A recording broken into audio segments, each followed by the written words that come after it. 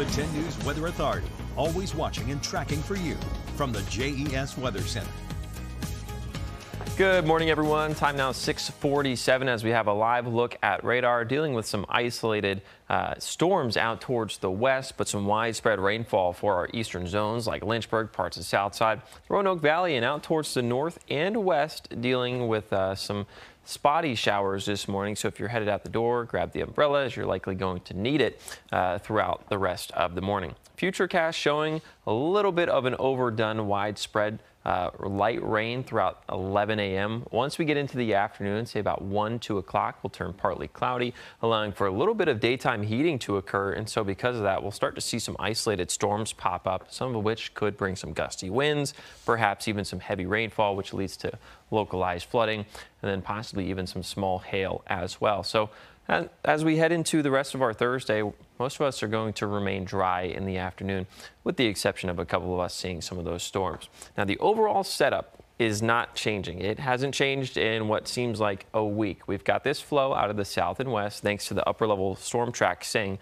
right on top of the southeast and the mid-Atlantic. There's also another storm track just off to our north, so we are wedged right in between two areas of low pressure, bringing in that southwesterly flow. So what we're seeing is a continued flow of moisture leading to these rainfall chances and the widespread rain that we're seeing on radar this morning. Because of this, we've seen some estimates of rainfall within the next couple of days, adding up to about a ½ inch.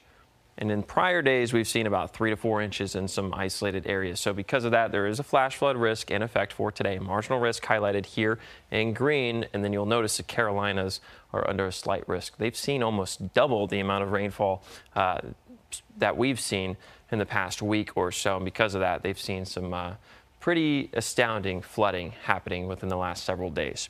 Out there right now, 73 degrees here in Roanoke. Blacksburg is at 68. Danville and Lynchburg at 71 to 72.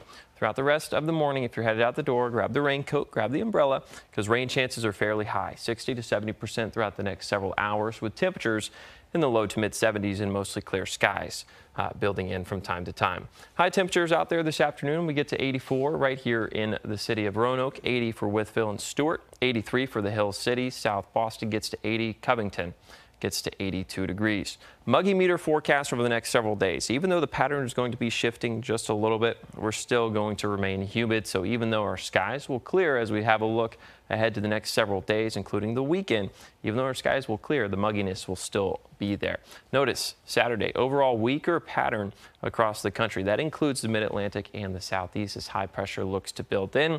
Looking ahead to next week, it actually looks like we're going to be above average in terms of our temperatures and our rainfall. So slowly going to see our temperatures rise as we have a look at your 7-day forecast. We go from 84 today to about 87 degrees on our Sunday afternoon, with mostly clear skies starting to build in.